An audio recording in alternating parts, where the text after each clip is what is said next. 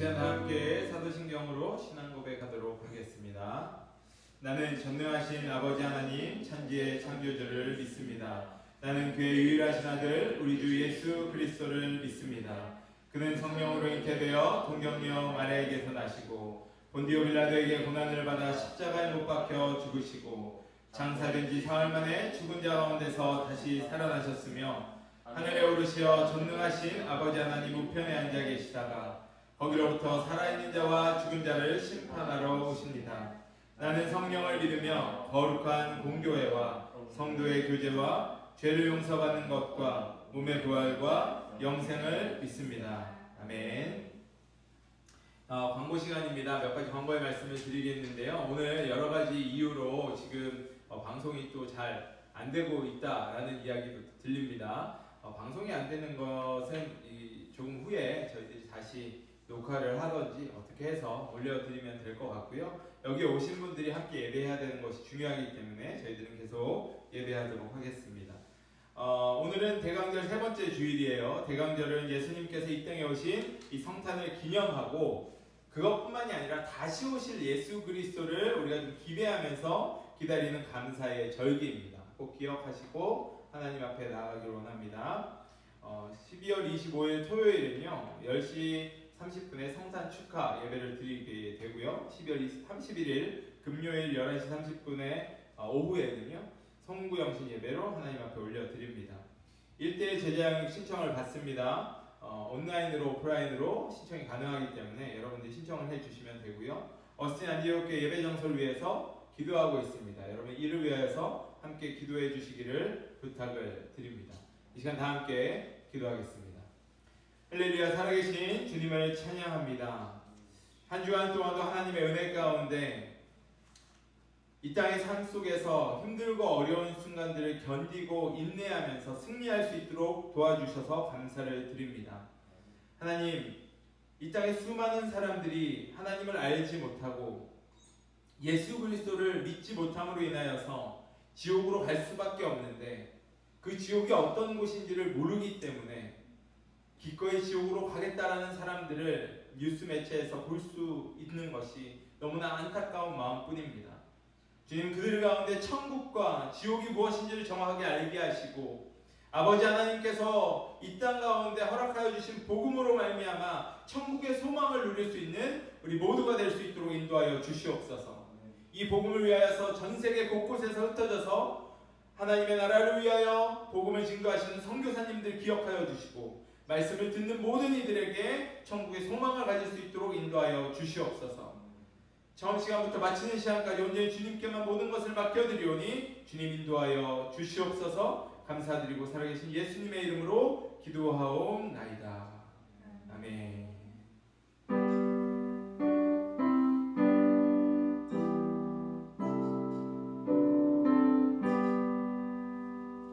오늘 우리에게 주신 말씀은 갈라디아서 6장 11절부터 18절까지의 말씀입니다. 갈라디아서 6장 11절부터 18절까지의 말씀 우리가 다 함께 좀 찾으셔서 한 목소리로 함께 합독하면 좋겠습니다.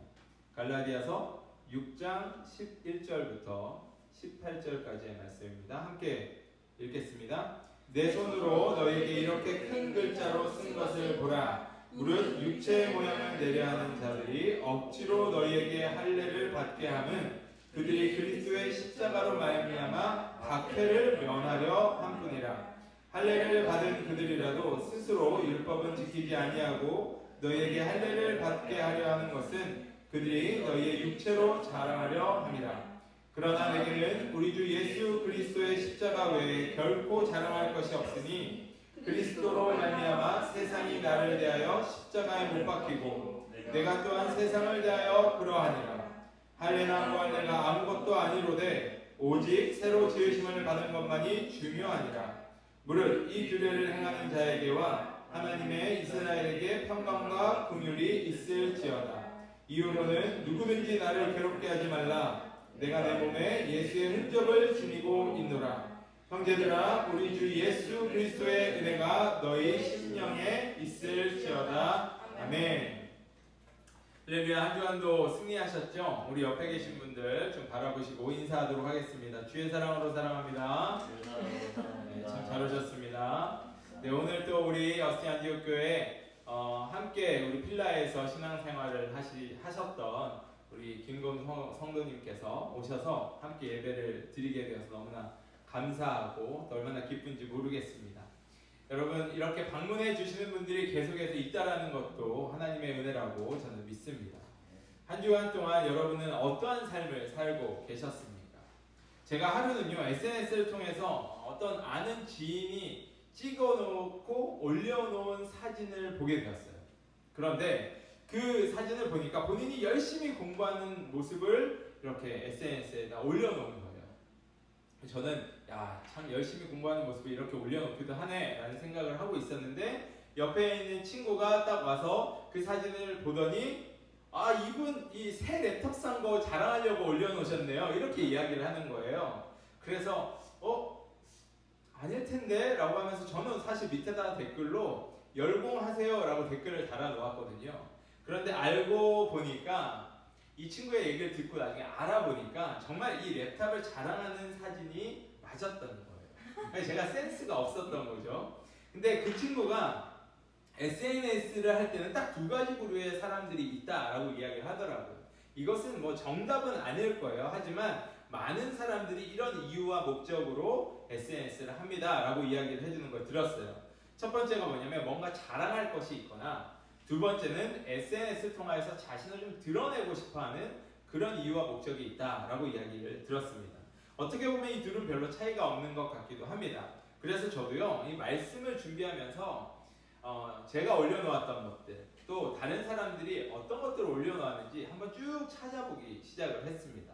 다시 한번 이렇게 살펴보니까 아니나 다를까 정말 많은 사람들이 자랑을 하기 위하여서 혹은 자신을 좀 알리기 위하여서 SNS를 하고 있더라고요.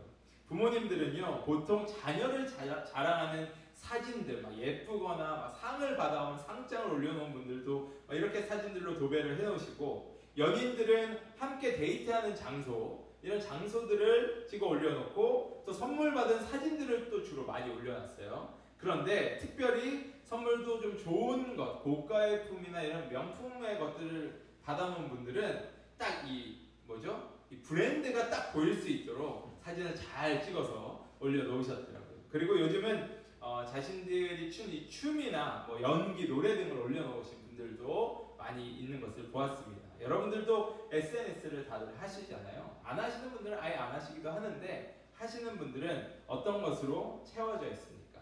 저는 좀 궁금하더라고요.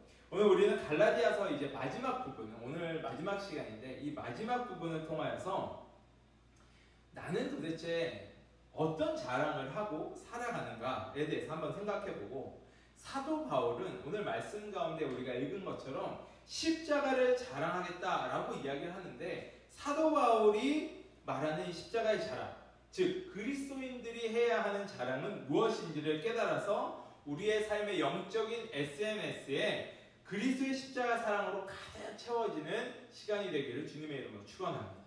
우리는 지금 몇 주간 갈라디아서의 말씀들을 통하여서 사도 바울이 전하고자 하는 것 딱 한 가지였잖아요. 율법과 믿음의 차이에 대해서 계속해서 말씀을 나누었어요. 결국 율법으로 사는 삶은요, 육체의 소욕을 따라 살아가는 삶이고, 또 이 믿음으로 살아가는 삶은 성령의 인도하심을 받는 삶이다 라는 것으로 추격할 수 있다 말씀드렸죠.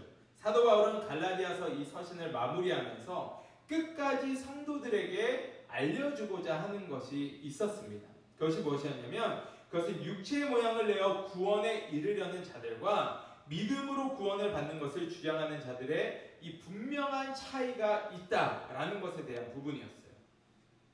무엇을 자랑하려고 하는지, 또 왜 자랑하고 그 자랑의 유익이나 목적이 무엇인지, 이런 부분들을 통하여서 이 둘의 율법과 믿음의 확연한 차이점들을 이야기해주고, 다시는 이 같은 문제로 나를 좀 괴롭게 하지 말아라. 너희가 쓸데없는 거에 자꾸 방향성을 두고 쫓아가니까 내가 괴롭다. 내 마음 괴롭게 하지 말아라. 라고 이야기를 하고 있는 거예요. 이는 사도 바울의 마음만이 아니고 하나님께서 오늘 저와 여러분들에게 똑같이 허락해 주시는 하나님의 마음이다라고 믿습니다. 그렇다면 사도 바울이 마지막으로 알려주고자 했던 것은 과연 무엇일까요? 먼저 율법주의 유대인들이 자랑하는 할례는 구원과는 아무 상관이 없다라는 것을 사도 바울은 마지막까지 이야기를 해주고 있어요. 말씀을 같이 좀 보겠습니다. 갈라디아서 6장 13절 우리 함께 스크린 보고 읽어보겠습니다. 시작. 할례를 받는 그들이라도 스스로 율법을 지키지 아니하고 너희에게 할례를 받게 하려 하는 것은 그들이 너희의 육체로 자랑하려 함이라. 율법주의 유대인들은요, 할례를 받음으로 어떠한 구원에 이르게 된다라는 것을 자랑하려고 했다라고 바울이 이야기를 하고 있어요. 이들이 할례를 받아야 한다라고 주장했던 이유가 무엇이었냐면 구원에 이르게 한다라는 명목이 있었지만 그것보다는 12절에 잘 나와 있는데 사도 바울이 이야기를 어떻게 했냐면 그들이 그리스도의 십자가로 말미암아 박해를 면하기 위하여서다. 그래서 할례를 행하여야 된다라고 이야기를 한다라고 말을 하는 거예요. 당시 율법주의 유대인들은요, 예수 그리스도를 믿는, 인정하는 사람이었어요. 굉장히 신기합니다. 율법주의 유대인들은 예수 그리스도를 메시아로 인정하는 사람들이었지만 이들은 잘못된 구원관을 가지고 있었어요. 예수 그리스도가 메시아인 것을 믿었지만 구원의 완성은 이 믿음으로 이루어지는 것이 아니라 할례를 행할 때에야만 너희가 아브라함의 반열에 오를 수가 있기 때문에 너희는 할례를 통하여서 구원의 마지막 완성을 이루어야 된다라고 주장하던 사람들이었다라는 것이에요. 이것이 이들의 문제였고 바울은 이런 자들을 육체 모양을 내려 하는 자들이다라고 말을 하고 있습니다. 이 바울 시대에도 유대인들은요, 여전히 예수 그리스도를 메시아로 인정하지 않는 사람들이 훨씬 많이 있었고 오히려 메시아로 인정하는 사람들은 엄청난 핍박으로 그들을 괴롭히는 일들이 당시에 있었습니다. 쉽게 이야기하면 핍박이 두려워서 이 유대인들, 율법주의 유대인들이 예수 그리스도를 메시아로 인정했다고 그랬잖아요. 하지만 인정하지 않는 유대인들이 훨씬 많았기 때문에 이 유대인들의 핍박을 두려워해서 겉으로는 그들과 같은 모양을 내기 위하여서 무엇을 하는 거예요? 할례를 행했다는 거예요. 할례를 행하였지만 정작 율법주의자들은, 유대인들은 율법을 엄청 잘 지키는 사람들이었거든요. 근데 율법주의 유대인들은 또 율법을 그렇게 지키는 것을 원하지는 또 않았던 거예요. 할례는 그들과 같이 모양을 내기 위해서 행하였지만 율법은 정작 막 열심히 지키려고 하지 않았던 이런 사람들이 율법주의 유대인들이었다는 것입니다. 한마디로 이야기를 해서 자기가 편한 대로 적당히 세상과 교회 안에서 양다리 걸쳐가면서 이 자유롭게 신앙생활을 하겠다라고 이야기하는 사람들이 이런 사람들이었다라는 거예요. 사실 사도 바울은 율법을 지키는 것 자체가 나쁜 것이다 라고 이야기한 적은 단 한 번도 없습니다. 율법으로 구원을 받을 수 있다라는 이 생각, 이것이 잘못된 것이지 율법이 나쁘다라고 이야기한 적은 없단 말이에요. 예수님께서도 산상수훈에서 이 율법이 나쁘다라고 이야기하시지 않았습니다. 우리 마태복음 5장 17절 말씀을 함께 좀 보면요, 내가 율법이나 선지자를 폐하러 온 줄로 생각하지 말라. 폐하러 온 것이 아니라 뭐 하러 왔다고요? 완전하게 하려고 왔다라고 이야기를 하시는 거예요. 예수님께서도 율법이 잘못됐으니까 그걸 지킬 필요가 없어 라고 이야기하시는 것이 아닙니다. 율법은 하나님께서 이스라엘 백성들에게 직접 주었다라고 말씀드렸었죠. 그런데 왜 주었어요? 그들이 죄를 짓고 있는데 이게 죄인지 모르는 거예요. 그렇기 때문에 그 죄의 기준을 정해 주시기 위하여서 율법을 허락하여 주셨다라고 말씀을 드렸습니다. 그리고 예수님은요, 예수를 믿는 자들은 율법을 지키는 자보다 더 하나님의 말씀을 잘 지켜야 된다라고 말씀을 해주세요. 마태복음 5장 20절을 보면요, 이렇게 이야기합니다. 내가 너희에게 이르노니 너희의 의가 서기관과 바리새인보다 더 낫지 못하면 결코 천국에 들어가지 못하리라. 말씀을 잘못 오해해서 읽으면 큰일 납니다.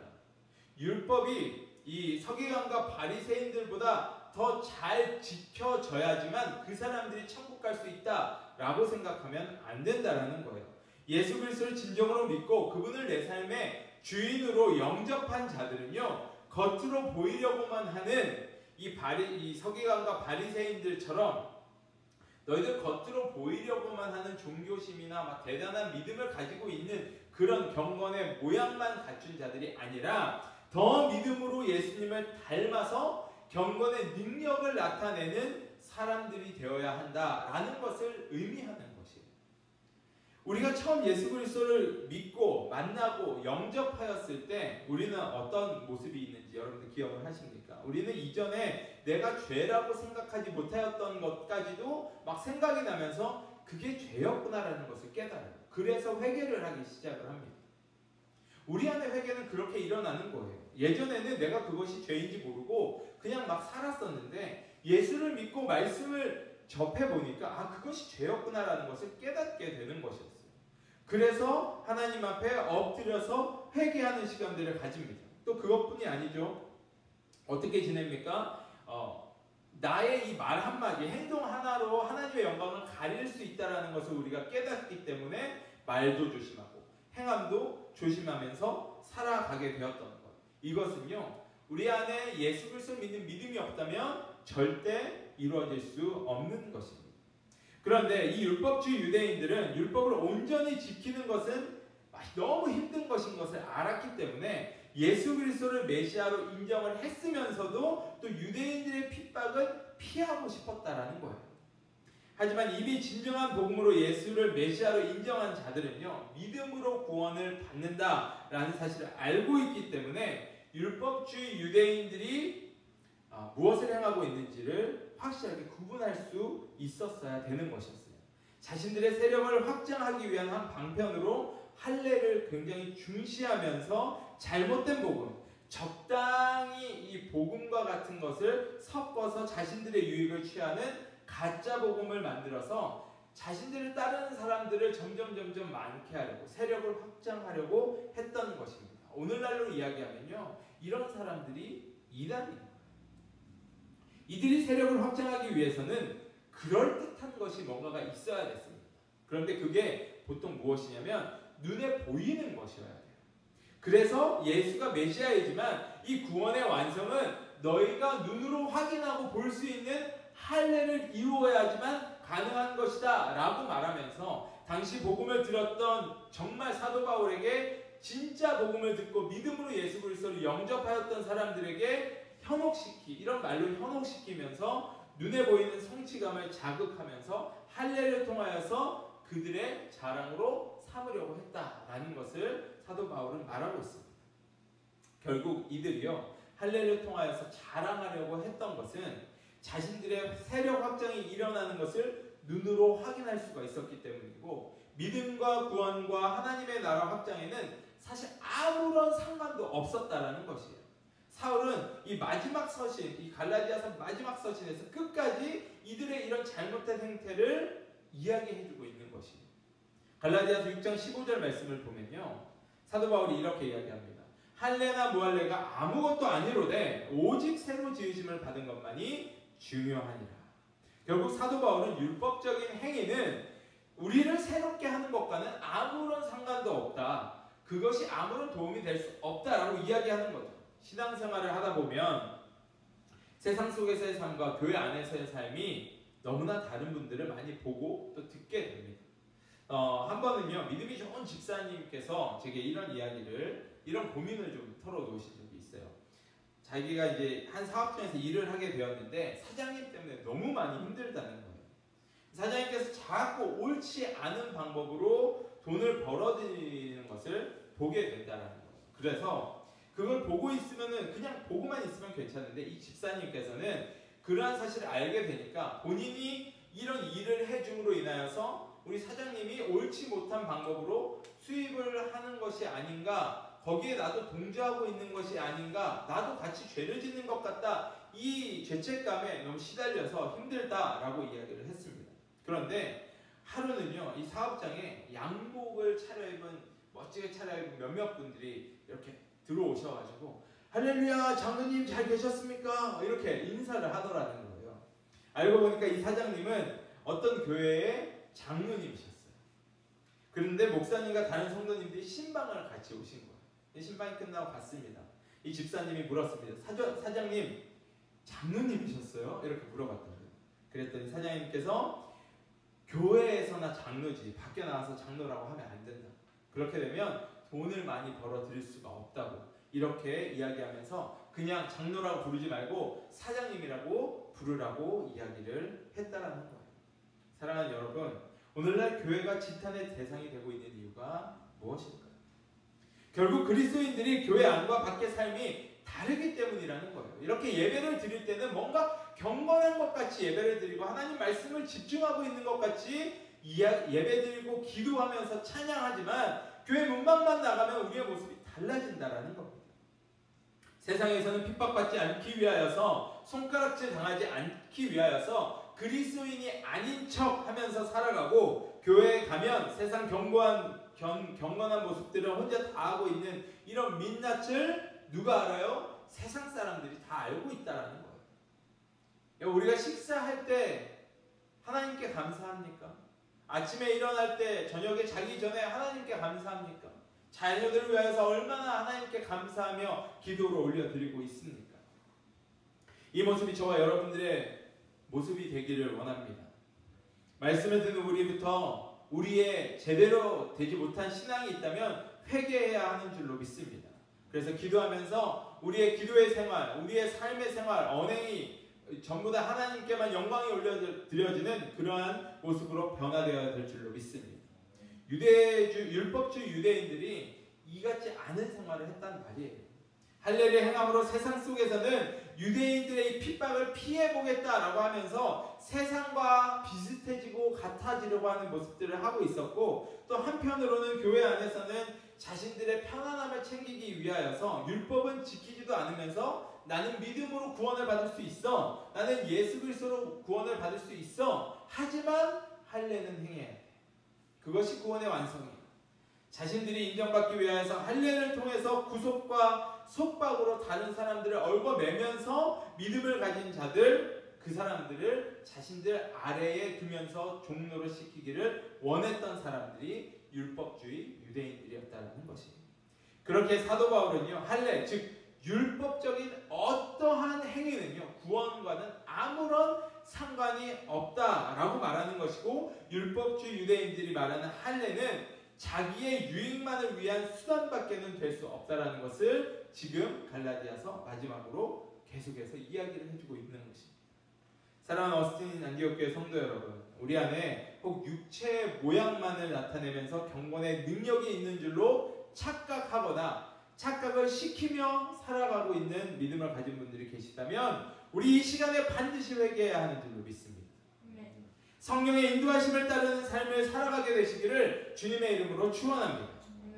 두 번째로 사도 바울이 끝까지 이 갈라디아 성도들에게 알려주고자 했던 것은 그리스도인들은 십자가만 자랑하면서 살면 된다는 것이었습니다. 갈라디아서 6장 14절 말씀 우리가 같이 읽어보겠습니다. 시작. 그러나 내게는 우리 주 예수 그리스도의 십자가 외에 결코 자랑할 것이 없으니 그리스도로 말미암아 세상이 나를 대하여 십자가에 못 박히고 내가 또한 세상을 대하여 그러하니라. 아멘. 사도 바울은 자신의 마지막 갈라디아 이 서신을 통하여서 자신에게는 자랑할 것이 십자가밖에 없다라고 이야기했어요. 그런데 사실 사도 바울이 어떤 사람이었습니까? 사도 바울의 스펙을 이야기를 하면요, 세상 어떤 사람들도 정말 대단하다, 우와 라고 이야기할 정도의 사람이었어요. 한마디로 요즘 말로 그렇잖아요, 엄친아였단 말이에요. 누구에게나 자랑거리가 될 수 있는 스펙을 가졌던 사람이었습니다.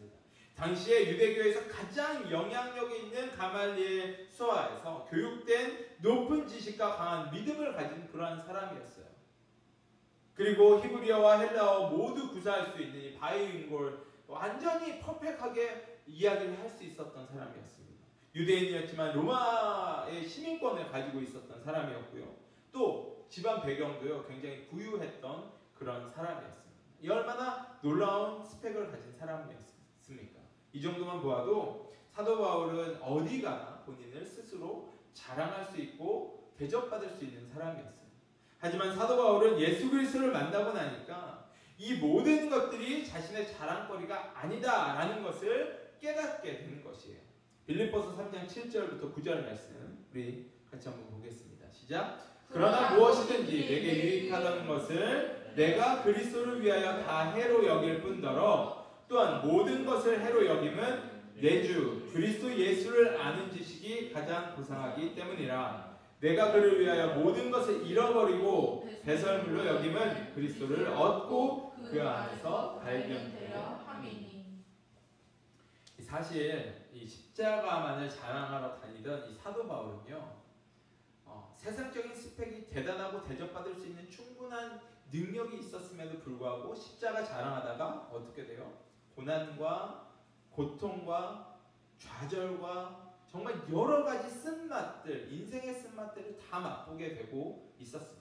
그가 전한 복음을 듣고 물론 회심하면서 주님께 돌아온 사람들도 많이 있어요. 하지만 거기에 비해 그는 더 많은 고난과 수고와 고통 가운데 그 고통을 견뎌냈어야만 했던 사람이었어요. 얼마나 심한 고통을 받았는지 한번 볼까요? 고린도후서 11장 23절부터 27절이에요.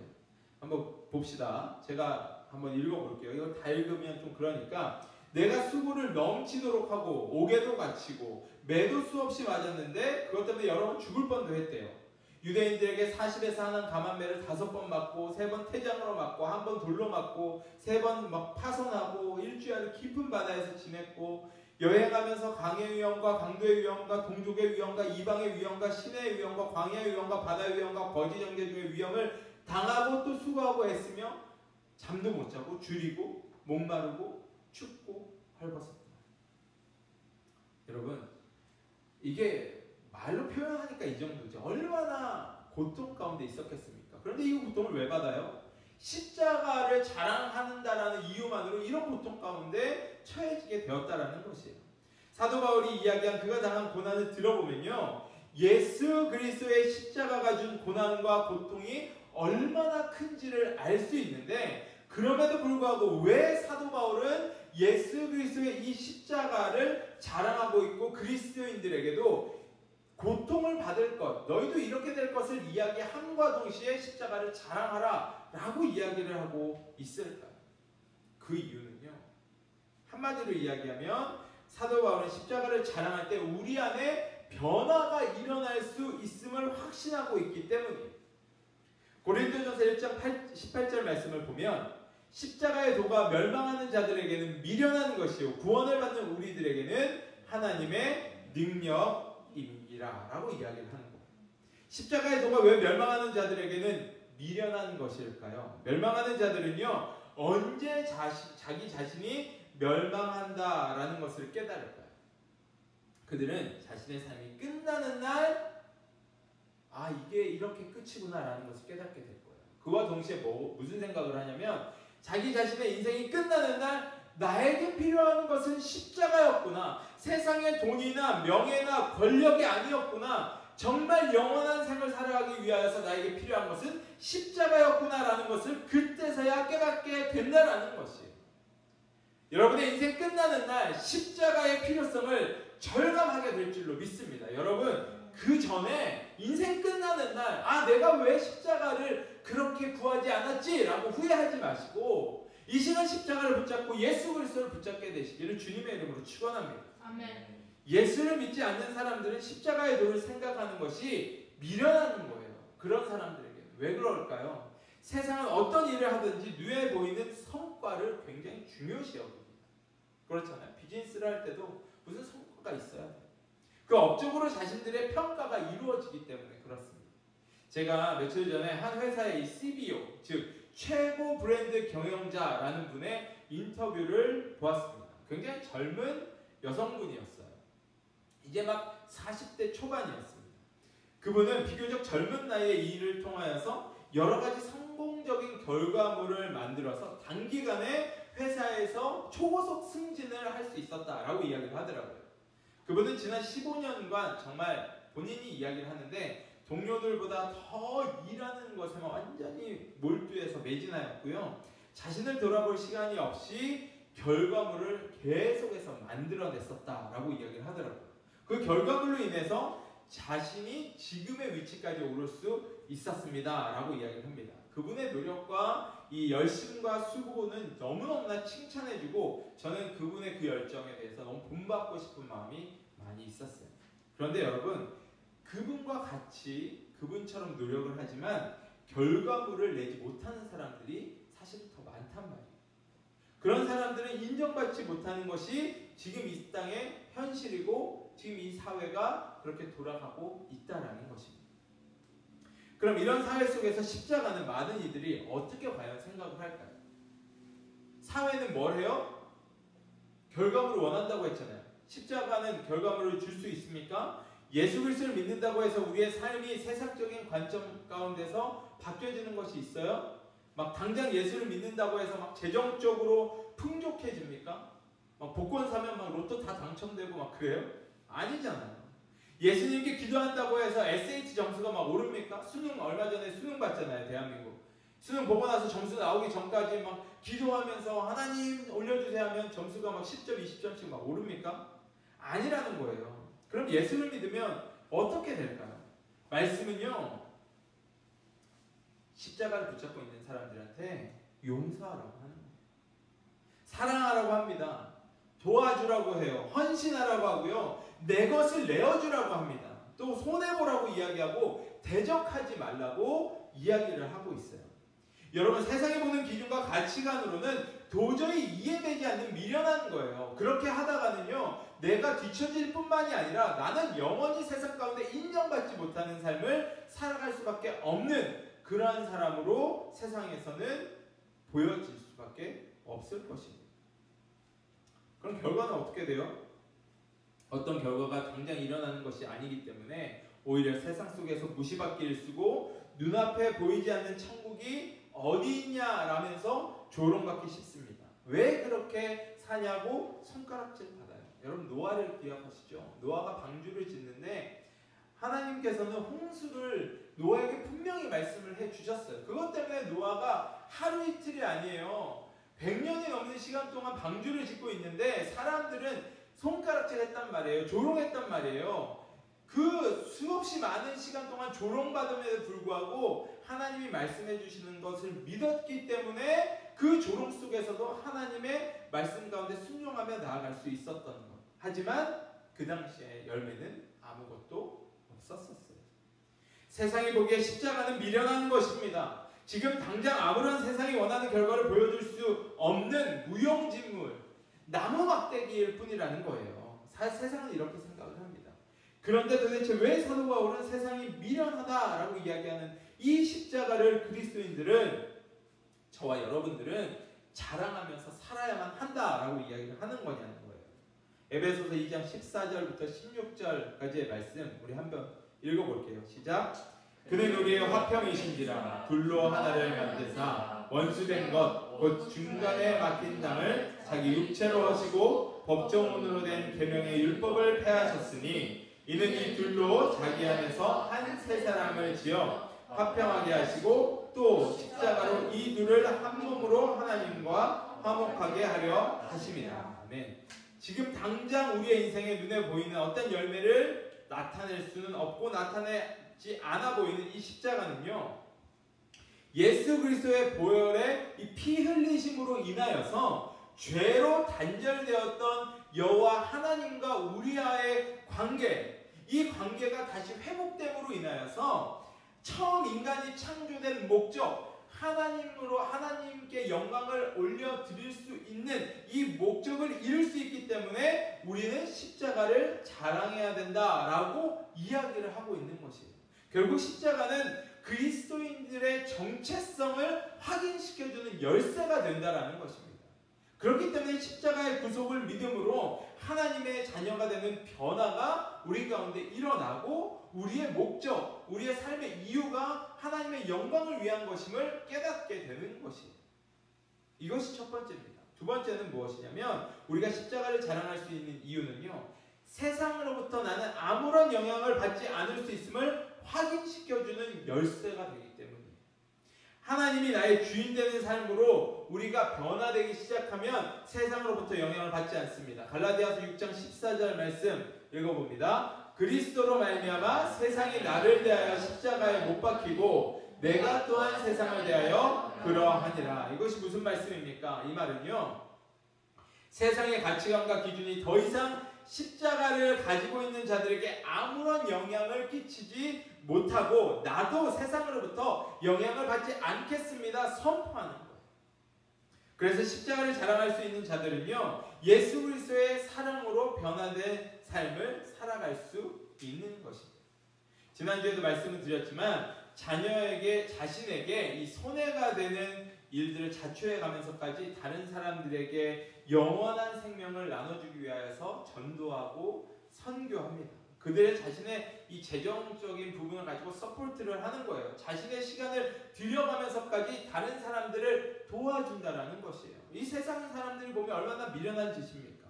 세상의 여러 가지 방법들로 정직하게 보이면서, 보이는 것만 정직하게 보이면서 정직하지 않게 살아갈 수 있는 방법이 수없이 많이 있잖아요, 우리 가운데는. 그럼에도 불구하고 그리스도인들이 왜 정직하게 살아가려고 합니까? 세상으로부터 아무런 영향을 받지 않을 수 있다는 것을 보여주는 거예요. 그게 십자가의 능력이라는 것입니다.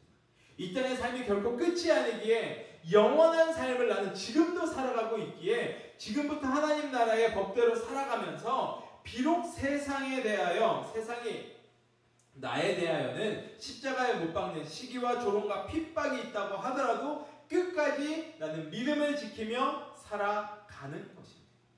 사도 바울은 이것을 예수 그리스도의 흔적이다 라고 이야기하는 거예요. 물론 예수 그리스도로 고난받아서 핍박받고 맞고 흉터가 지고 여러 가지 몸에 흔적을 지니고 있는 그것도 예수 그리스도의 흔적이다 라고 이야기하지만 실제적으로 사도 바울이 이야기하는 것은 세상을 향하여 십자가를 자랑하면서 세상을 향하여 믿음의 전쟁 선포를 하는 것이 예수 그리스도의 흔적이다라고 이야기를 한다는 것입니다. 결국 십자가의 자랑으로 우리는 세상에 대한 이 믿음의 전쟁 선전포고를 할 수 있는 것이고 이 땅에서부터 하나님 나라를 살아갈 수 있기 때문에 십자가를 자랑해야 된다라고 사도 바울이 이야기합니다. 사랑하는 여러분, 율법주의 유대인들은요, 할례를 자랑하는 이유가 무엇이라고 했어요?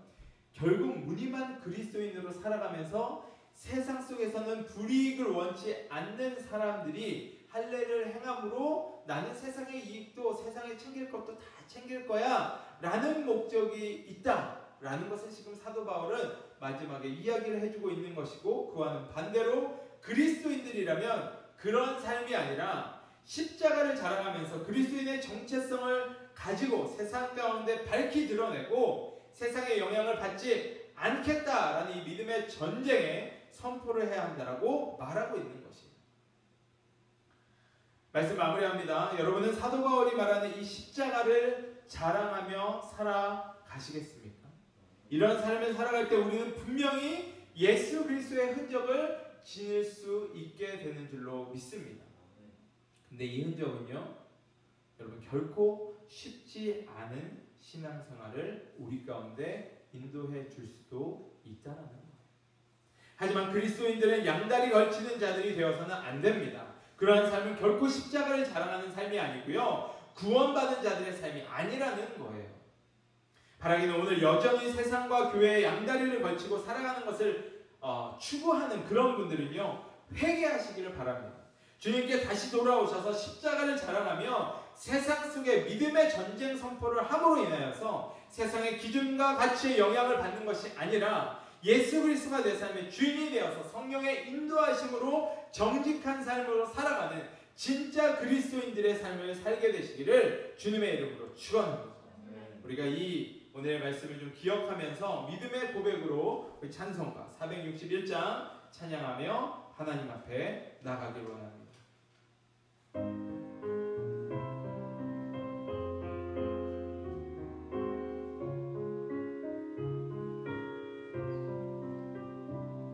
우리가 십자가를 자랑하는 것은 십자가를 지는 것과 같습니다. 하나님께서 물어보실 때 우리가 대답할 수 있기를 원합니다.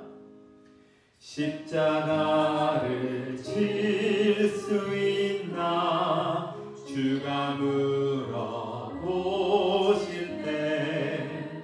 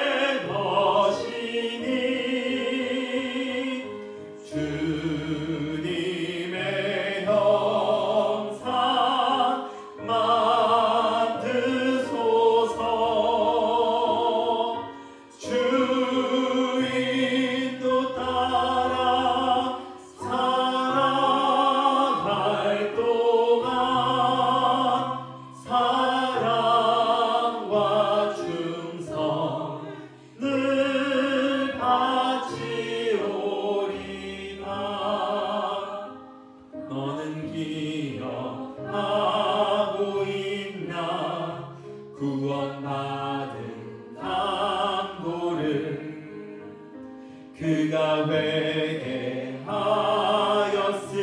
때 낙원 허락받았다.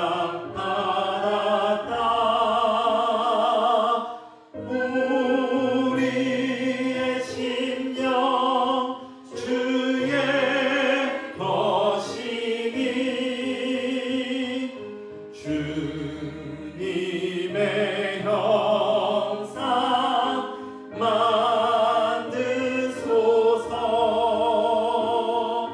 주인도 따라 살아갈 동안 사랑과 충성 늘 바치오리다.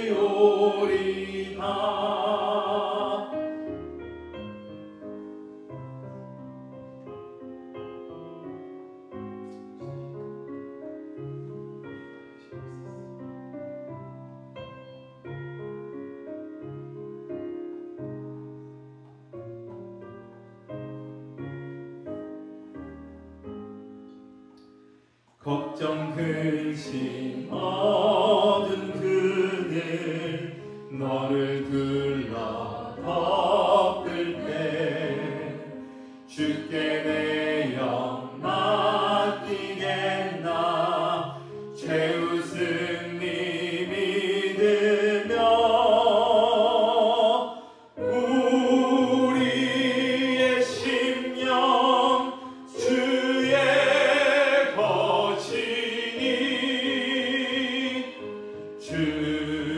주님의 형상 만드소서.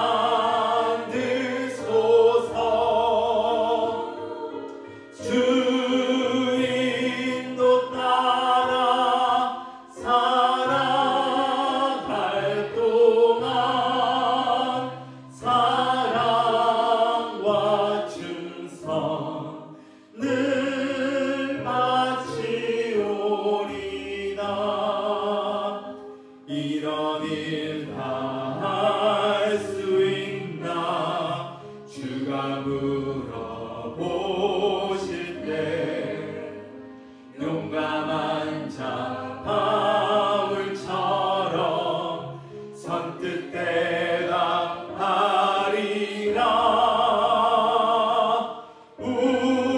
우리의 심령 주의 것이니 주님의 형상 만드소서.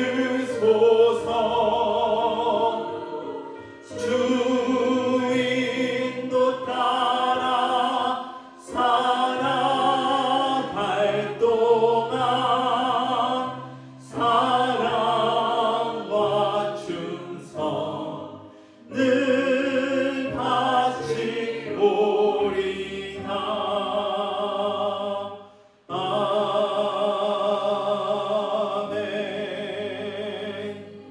기도하겠습니다. 사랑의 주님, 참 감사합니다. 하나님의 말씀을 들었습니다. 그리스도인들이 아버지 하나님께서 허락하여 주신 십자가, 이 예수 그리스도가 우리를 위하여 달려 돌아가 죽으신 이 십자가를 자랑해야 하는 이유가 무엇인지를 깨닫게 되었습니다.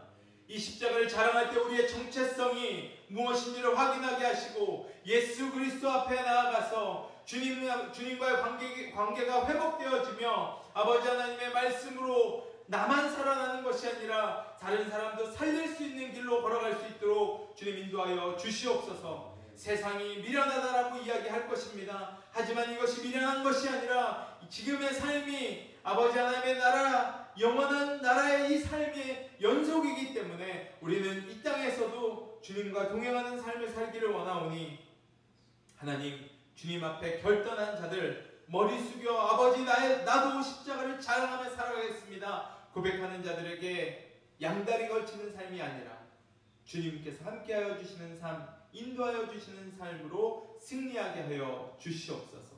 그래서 세상 가운데 믿음의 선포를 하며 나아갈 수 있도록 축복하여 주시옵소서.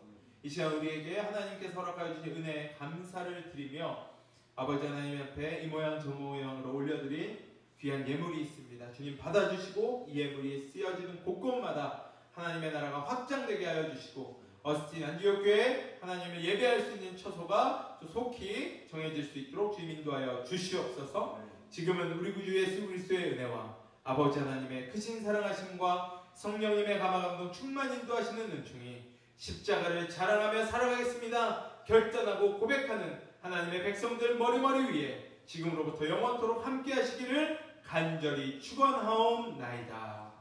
아멘. 한 주간도 믿음 가운데 승리하는 삶을 살게 되시기를 주님의 이름으로 기도하겠습니다. 샬롬.